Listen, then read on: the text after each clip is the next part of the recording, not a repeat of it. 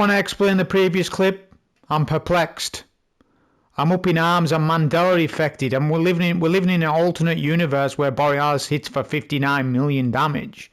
I've never seen that before. What was that? Figured I would include that clip at the start for people to ponder over it. So it's going to be a solo GM with a exotic sniper rifle called Borealis. Let's get the basics out of the way, and then let's get into what I'm presenting to you in the run. Void Surge is on, Void Threat, Champions are Barrier and Unstoppable. The weekly feature GM is Psyops Cosmodrome, unfortunately. Here are the other GM mods, and it's double loot not to forget, and double points. Alright, the goal of this video is to show off this sniper rifle in a run. This is a Buildcrafter's sniper rifle, and it hits way harder than I would realise that it would. It's absolutely fantastic, this sniper rifle. Whilst it won't be as good as Icebreaker, but Icebreaker needs a build to make it work. If you don't have a good build on that revolves around stasis, then forget about Icebreaker. But if you have a build, it works fantastically, and probably better than Borealis. But Borealis has surprised me a lot in this run. The more shielded enemies there are in any activity that you do, the better Borealis becomes in power, and it does do competitive damage to Icebreaker and can sometimes out damage it if the following buffs are active at once, because they stack. I'll give you the information. So let's do the information first of the exotic, then I'll go through the build. So Destiny 2 Compendium says this is a multi-element aggressive sniper rifle. Reload animation switches between Arc Solar and Void elements. Chosen element persists through Stow and Death. Defaults to Void element. Grants 30% increased damage for 10 seconds upon inflicting or receiving an elemental effect that matches the currently selected element. That is the fundamental buff. Next, Breaking a Matching Shield refills magazine and grants 5 stacks of ionic return, up to a maximum of 5 stacks. Guardians in their super ability count as having an element shield that matches their current element of their super. Forget about that, it's Crucible. Shooting consumes an ionic return stack, granting 15% increased damage and increasing the precision multiplier offset to 136/51 or the multiplier by such and such, or 19% increased precision damage, I guess, on the image. I'm reading it from my phone, and there might be a bit cut off with that. Breaking a matching shield while Ionic Return is active grants 5 Ionic Return stacks. Ionic Return shoots persist through store and reloads. Okay, so if you get both Ionic Return and fundamentals to proc back to back, they stack, and you put out some impressive damage with this sniper rifle in actual fact. And like I said, it's a Buildcrafter's sniper rifle, this, and it's pretty nice once you invest into it. All right, let's get the basics out the way. Well, it's not too much basic, but I'm rocking this with Spirit of Filaments, Starfire. So not only am I using a Buildcrafter's sniper, I'm using a Buildcrafter's build. This is the Buildcrafter's build. This is who you go to see, like in the olden times where you go and see a smith to make you some armor and stuff, like in the old traditional MMOs. This is the Buildcrafter's build on Warlock. But you can't get much more in-depth buildcrafting than this, in my opinion, on Warlock at least, because there's lots of different elements that this affects, and it's Spirit of Starfire specifically. If you want more information about this build, check out my previous stuff on this where I deep dive more into it. I'm not going to give you a 20 minutes lecture on this. I'm just going to say I rocked Spirit of Filaments, Spirit of Starfire, works with multiple things about the build. Song of Flame is a super choice because that's for a particular reason. Empowering Rift needs to go on for the build, for Devour. Arcane Needle. I've got Storm Grenade on, which sometimes we can use Storm, but generally I'm not using it. But it is a secondary option because I get a lot of grenade energy uptime on my build. Aspects are Double Turret, Helion, and Bleak Watcher. Fragments are highly curated, so take note on these. Facet of Ruin, Facet of Hope, Facet of Dawn, Facet of Balance, Facet of Dominance, Facet of Awakening. Facet of Awakening for better stat distributions. Facet of Dominance for a debuff via Freezing Singularity and Storm Native I choose to use. Facet of Balance for Playback Loop. Facet of Dawn for barrier rounds and, well, more so the damage bonus that it gives. Facet of Hope for a quicker elemental, so you get more class ability regen. Facet of Ruin buffs Song of Flame, it buffs Blake Watcher, it buffs Helion, it buffs so many things for you. Stat distributions recommending at least 100 stats or tier 10 resil, tier 9 minimum recovery, maybe 8 you could get away with, but as much discipline as you can as well. This is stat hungry, this build. It's very stat hungry. Other weapons, I'm using a Blast Furnace, just a kinetic tremor weapon, just because I want to use it. Could have used multiple other weapons other than this, but I wanted to use Blast Furnace for this run. Watchful Eyes, just decent on this. With Power Resolve, that's what we're rocking. Jolt and Feedback. It's an extra element because Fundamentals wants you to use as much elemental debuffs as possible to make the Borealis sniper build better, because we've got lots of elements and that's what makes this so good. Armor mods are on screen. I'm not going through that because there'll be a dim link regardless. Artifact mods, I'll give you 5 seconds on that. Give you a few more seconds to gather your thoughts. Pause the video and then you've seen the mods. Okay, so you've had the build information, you've had the information about the sniper, on with the run itself. Okay, so in this run, let's evaluate the usefulness of this exotic sniper rifle Borealis. I'm going to swap it to arc straight away, the element arc. I'll explain why that is exactly. But we're going to play long range because it's a long range build. This is exactly what it is. So I'm going to pitch up somewhere. I've got my second filament starfire build going. So we're going to come to this roof. It's the best place to stand for this. We'll get a Empowering Rift down. Arcane Needle goes in. I've got barrier rounds already. Okay, and then we're going to start using Borealis. 41k with Fundamentals should be procced when we debuff the champ. There you go, it's proc now, Fundamentals. So basically, well, there's three ways to actually proc Fundamentals for me. I can either proc it on the solar version of Borealis with Helion or my super, or defib blast off the artifact. It bolt charges, it jolts champs. Therefore, this will proc Fundamentals on Borealis, giving me a damage bonus. Melted those two champs, not too bad at all. Borealis basically done most of that work. Finish off the rest of these dregs. The convoy will not move if you don't. Okay, I'm going to keep arc on if I need to burst one of these captain's shields. That's what it's really good for. I'm going to get a turret down first, then a Empowering Rift, Devour as proc left hand side. Now whip out the LMG. And I just want to kill all of the knights and the servitor, etc. Take note on when which side the snipers spawn. For me, it was left. If snipers are left, you fight right. If the snipers are right, you fight left. The convoy is your protection against snipers. 33%, then that's finished. Now we've got a super to use and a Transcendence. I'm not really interested in using super right now, and there's no benefit to actually using it. There is, and I'll show you exactly where that comes up. Got a strap for this. Right, so I'm going to swap to solar because I don't need Borealis on arc now. It's good prepping elements in advance on what you're going to do. It's very strategy based, this sniper. If you're not good at strategy, this is no good for you. This would be no good for your build. This is a high skilled build on all fronts. The subclasses, the exotic sniper is everything.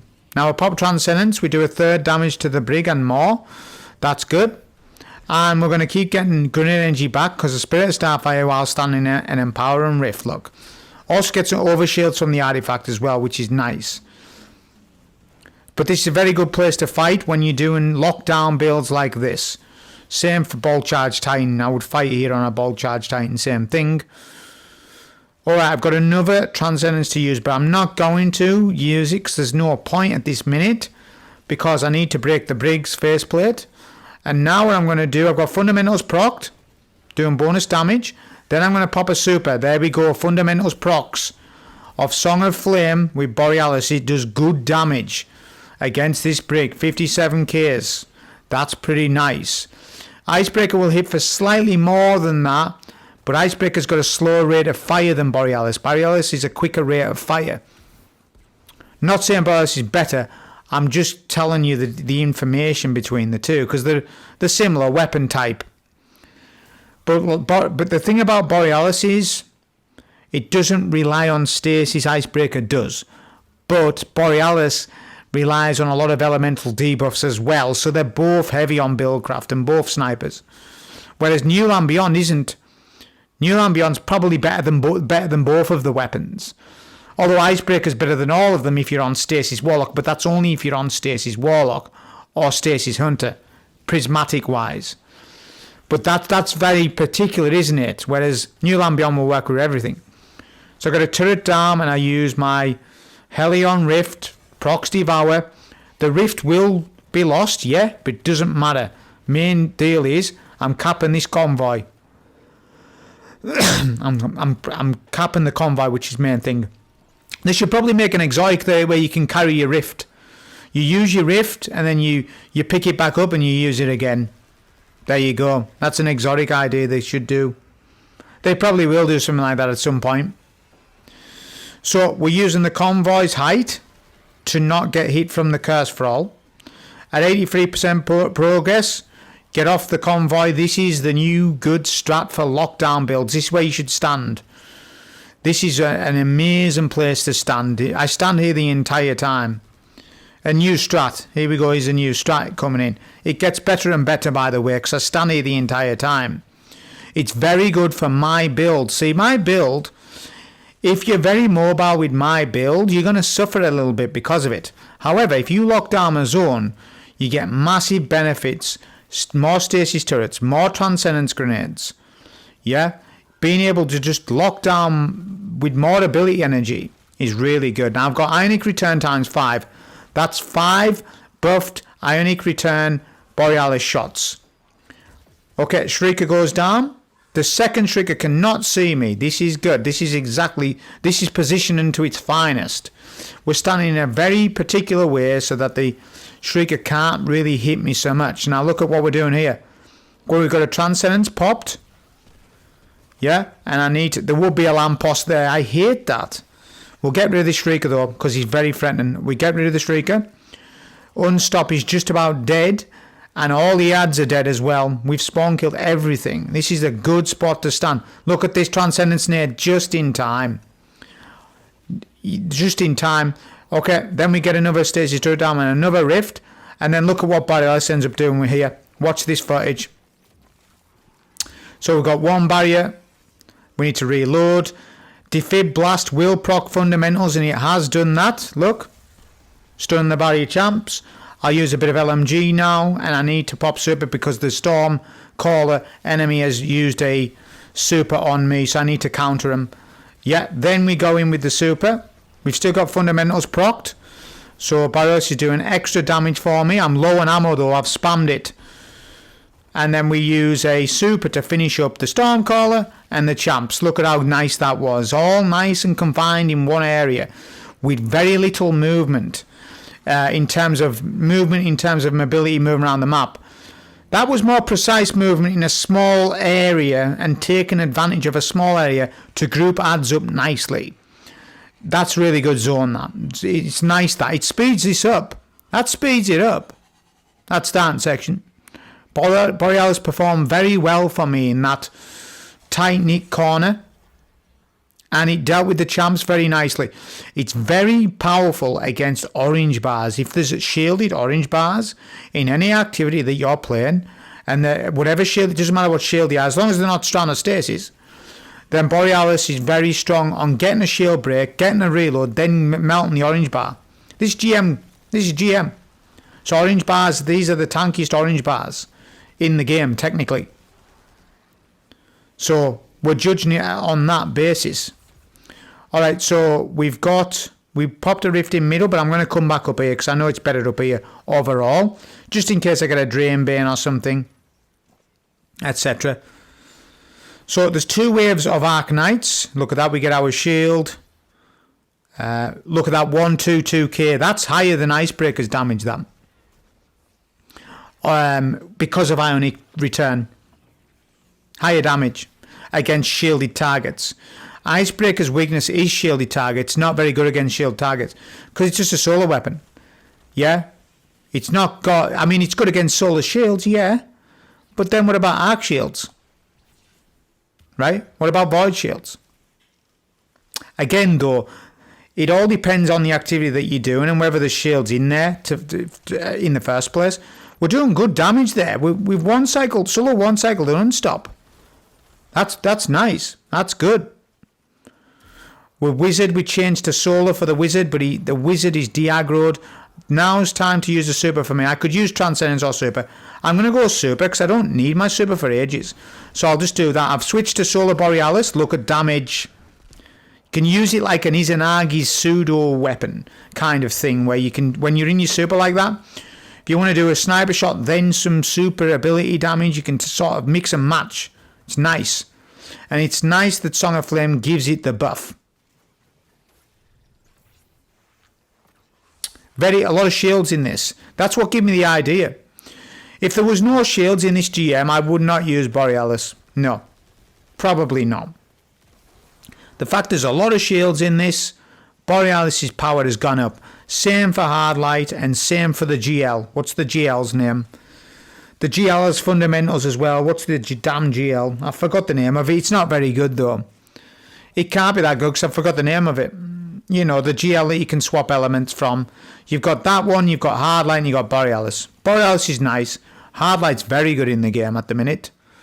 It's a very strong auto rifle. Very strong. People don't want to think it's strong, but it is. I've tested it.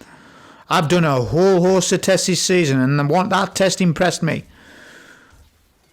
Yeah, with the Hardlight earlier on in this season. For those that missed it, go and watch it. I'm not going to redo it, because I've already done it. The footage is out there. Just type my name in Hardlight and you'll get the video. It's easy to find it.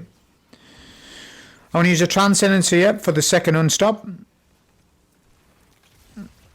While standing in my Emp Rift. This is my next secondary position. I always have like a secondary position. If I'm fighting an ogre outside of my range where I would usually fight from, I'll have a plan B. And my plan B is in that little corner there.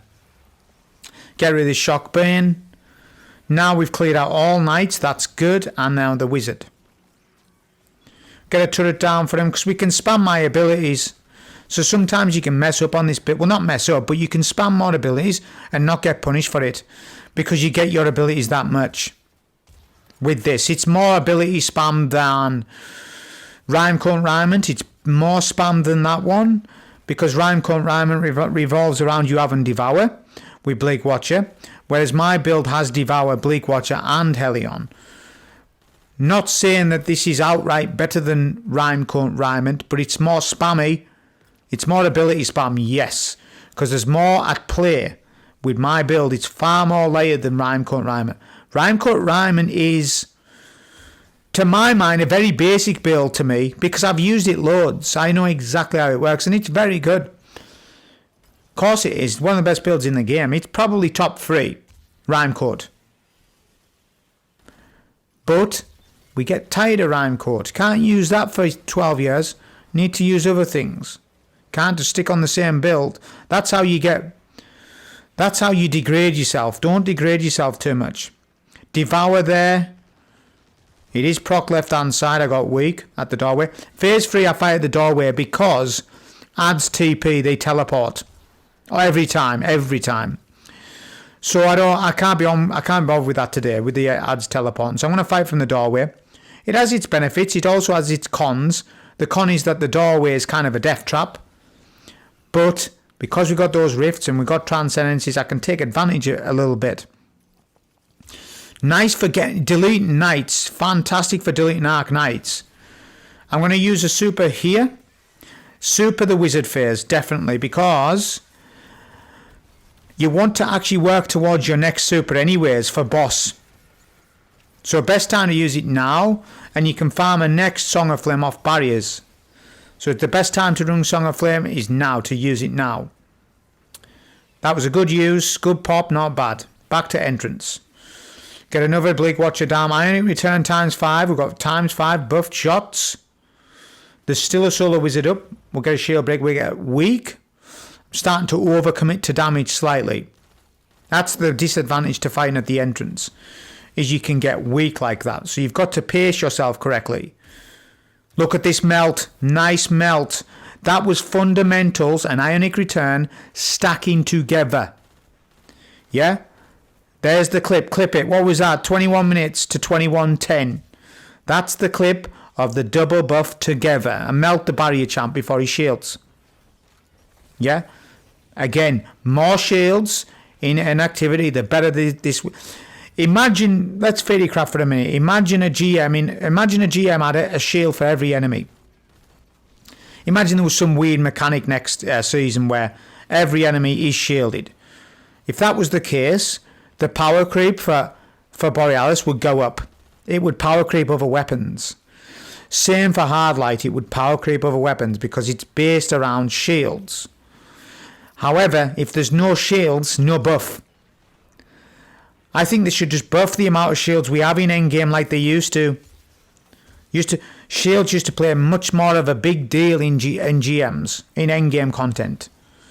Whereas nowadays you don't see as many shielded combatants. I'm saying that, I know it's a basic mechanic, but it's a, there should just be more shielded enemies in the game. That's what I'm saying. There's a lack of that at the minute. What's the point in having elements if there's no shields to burst? That's what I'm on about. Alright, we got an unstop, which was unfortunate because I can't get a clean stun on him, but we did get rid of him. I popped a Transcendency because I didn't know how many ads were left up, but it does not matter actually. All that matters is I've got a Song of Flame right now. That's what's mattering. We need that for damage, although the Transcendence worked out fine. I'm getting benefits here. 3 shots, barrier down. Borealis, nice. Obviously stacked with the amount of debuffs I had. Okay, heavy ammo crate is bugged. It does not give you full heavy when using a machine gun, but it does give you full special. But look at the ammo I just got there. I'm full on heavy. So I'm alright anyways. I'm good. Okay, I'm going to swap it to Solar Element because I'm about to use Song of Flame damage. Now I get, pardon me, I get bad luck here. I get a Hypernova Bane. But I'm going to lead damage with a turret, Empower and Rift, Arcane Needle, then Sniper Shots. Chunking that, that's chunking. That's nice damage, that. That's 15% damage off 4 shots. That's really good. Now I use Super. So use Super now, I'll do some melees, but I'm getting weak here. I'm not too worried, it's the Hypernova I'm worried about. He pushed me off the map. That's fine, we had a secondary plan for that. And we do enough damage to send the boss. We would have enough damage in my kit. I had an unfortunate circumstance with a Hypernova. But I adapted to the situation. So that's the main thing. But Borealis was chunking there against him. This boss is tanky. That's chunking that. That's good. Okay, so we're 17 minutes. We've decent. Got to the boss fight. Decent. That's fine. That's good. It's worked very well. Especially on champs and Arc Knights. I'm going to get a turret down and a rift and cheat a little bit. Look, and then I get my stuff back off that. So I can get double turret down. Okay, I fell off the roof, but I'm going to use a super here. And then we're going to do a bit of Borealis damage. The boss is starting to be weird for crits, so I'm going to do a bit more ability damage, and then I need to think about exit point. We've done okay damage, could have been a little bit better there. But you've got to think about exit. That's the thing, you can't just fully stand there and commit to your Song of Flame. But that's fine, it's half a bar.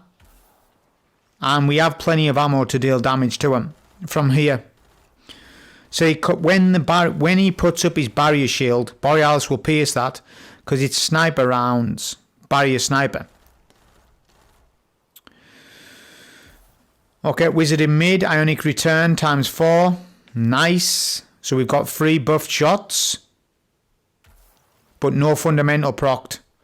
But we can't always have fundamental proc. Not from back here. Not from back here. So we can't always have it procced. Nice chunk damage though. He pops a barricade. So this is what my entire idea was. A lot of times we fight from a range in this GM. Well, when we do that, Borealis is really good actually for this fight. If you're fighting from back here, it's good. What would have worked a bit better for me is shoot to loot. I don't have a blast furnace with shoot to loot. There's weapons I do have with shoot to loot. But I don't think I have a shoot to loot kinetic tremor weapon. I have a shoot to loot explosive payload weapon, but not kinetic tremor when I looked at my vault. That's the problem, you know. This is exactly why we keep rules. Yeah? Because there's one day it comes up and says, oh, I need shoot to loot today with kinetic tremors. Oh, I haven't got it. Damn, I've deleted it. I've got explosive payload, but it's not as good. That's alright though. But it would have helped this fight out a bit for me. Because now I'm low on special and, you know, I would rather have a bit more ammo. Because I'm trying to save ammo with the sniper. Because I know there's an ogre to kill. But I was like, the boss was so good to me on RNG. So I took my opportunities to snipe him when I could. So on one hand I got through DPS quicker. But this is where I get penalised by not having special ammo. And my machine gun's not going to help for this bit. Although the machine gun's been invaluable for the start of the run though. That's fine, I'll get a turret down. We'll see what sort of damage I can do. As long as I can kill the unstop before he hides. This is what I hate about enemy AI in Destiny 2. When you're fighting from a range, they have this mechanic. All lads have this mechanic. If you're fighting too far away, they don't like it and will hide behind cover. But they'll hide for extended periods of time. This Unstoppable does it. I'm so unlucky. Look at that. If I had a sniper ammo, I would have killed him. But that's alright. Because I need to thin the room a little bit anyways. And by the time I do that, I'm going to pop a super to clear out some of the wizards and an ammo run. So it's alright. I'm 3/4 to a super. And I'm just clearing some of the acolytes. The unstop, I'm hoping he pushes. I'm hoping he gets out. Like, why is he hiding for so long, man? Ruins runs this. This is why I don't like psyops that much. Because you can do a fantastic run getting to the boss. Then when you get to the boss, you can have ads hide on you and it just drains your time and your will. And it does annoy me a little bit. You know, it does. It drains the run. The run's been so good so far and now it's starting to slow up. So the run's starting to not look as good time-wise. Although the run is pretty good and Borealis did perform very well, and I know that. It's just when people see the time limit, they say, oh man, must not have been a good run. And it's like, well, no, the run was actually rather good and did showcase Borealis off rather well. Just little things can go against you in certain battleground GMs. I think this is probably the worst GM of this season. I think it's the worst. I think Moon's better than this. Some people think Moon's the hardest GM this season. It maybe is to some people, but I actually prefer Moon now than I do over this one. That Nova, look, did you see that Nova? The boss's Nova there was incredible. He nearly hit us with that. Alright, I've just about got my super, so I'm gonna use it. I'm gonna make a Helion turret first. This saves on super energy, means I don't need to make one when I'm on my super. Alright, some ammo in mid. And we're going to get rid of some of these wizards. There wasn't as many wizards I was expecting. The Unstopper's somewhat... I don't know where he was, now I know where he is. Get a finisher kill on him. And I'm going to pick up a relic as well. I'm going to speed up the footage, because this is relic time. This is also something that takes a lot of time in psyops.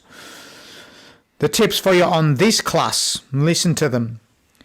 Every time you go for a relic in middle, you want a stasis turret up and a Helion turret. If you do those two things, the chances of you dying are lower. But look at what just happened. What saved me there was double arc resistance and concussive dampener. You must follow the dim link resistances. That's why I give you a dim link. Recommended resistance. Please follow it, lest you will die. If I didn't run the appropriate resistance in this GM, I would have died a few times in this.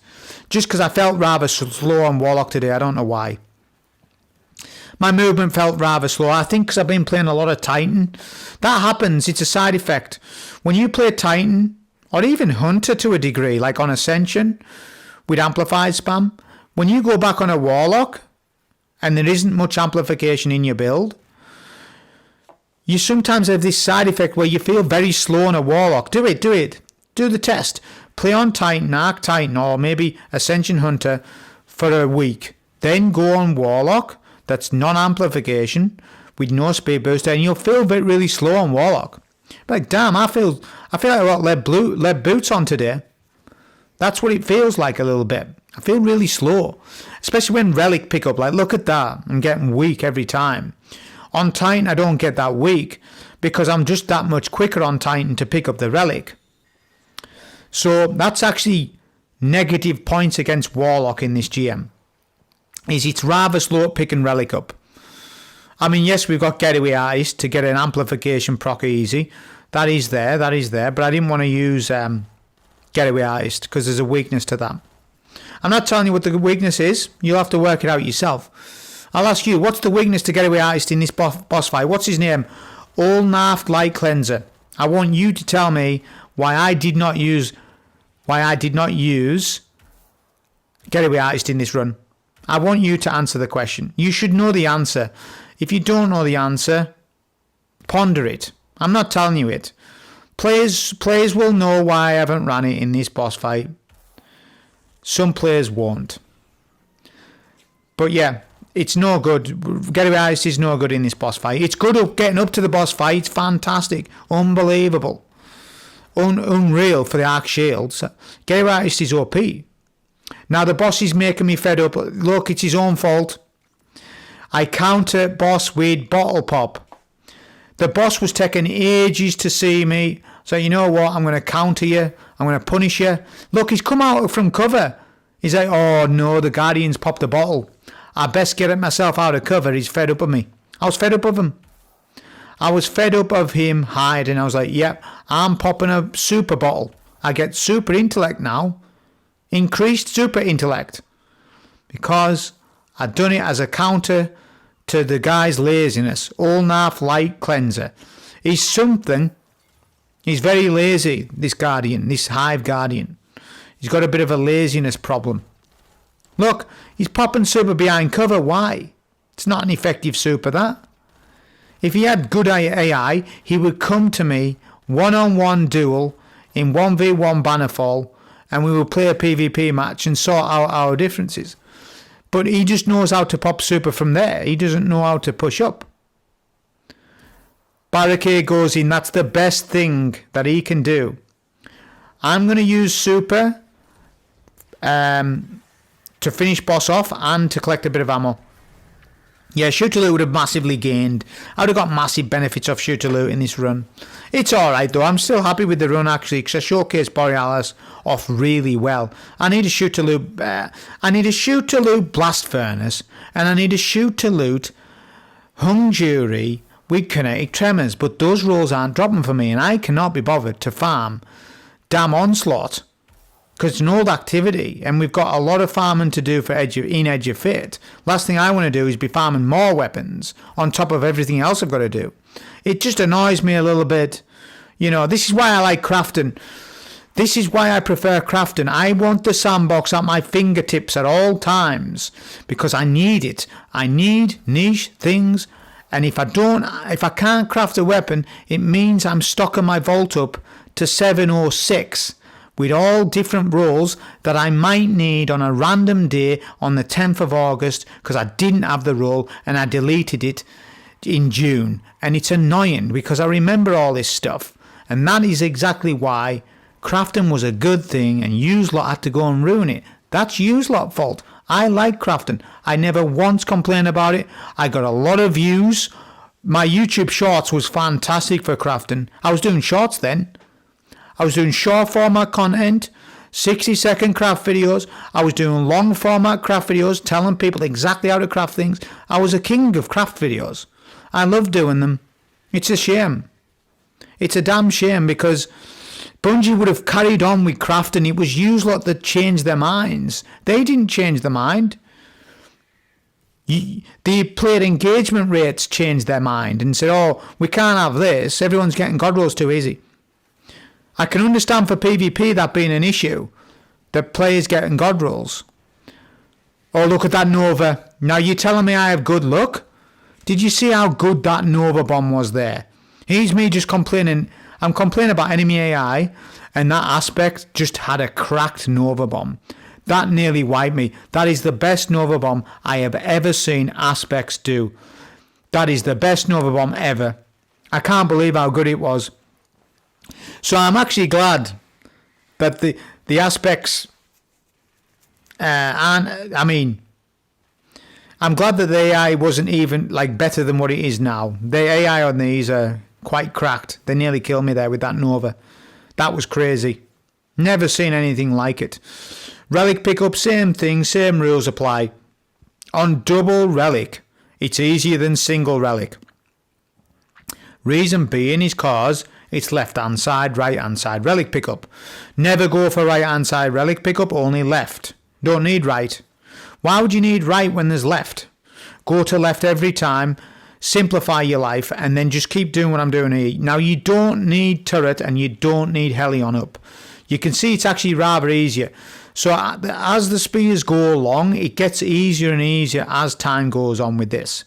Yeah, it's a shame. It takes ages to do, but it's part of the GM. This is what we've got to do. It slows up the pacing of the GM. It really does.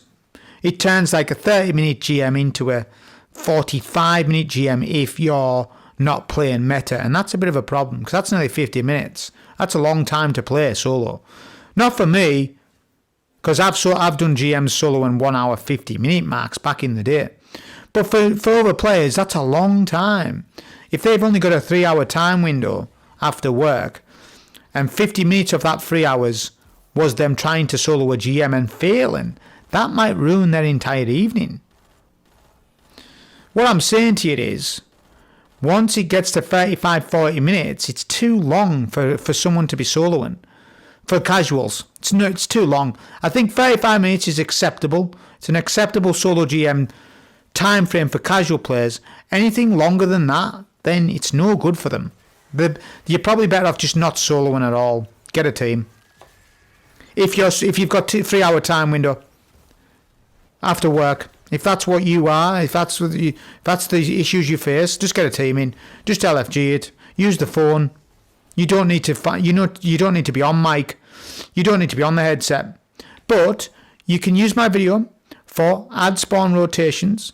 Yeah? You can take the advanced information that you got from this video and apply it to Fireteam knowledges. If you carry an LFG, you can use my strats. If you're Last Guardian standing, boom, switch on that solo mode. You've got a little lever on the back of your neck. Swap that on, that's it. And then you can do solo mode and impress your LFG Guardians, can't you? And save the day and be like a hero. You can be in like folklore stories and stuff. Yeah, and that could be your job, just carrying LFG teams. But you need the knowledges. Once you get the base knowledges in, you can do anything in this GM at all. But you need the base knowledges. Alright, so boss is right. I'm going to fight left because I know that he won't push up to this side. I haven't got much sniper ammo. But I do have a Transcendence which I'm using. Hopefully that Transcendence nade hits. Does it? Oh, that's a decent nade, that. That's a decent Transcendence nade, that. That's as good as I could get. I'm thinning the room. Getting rid of the wizards. Once the ads go down, the AI of the boss will change and he will loop over to middle.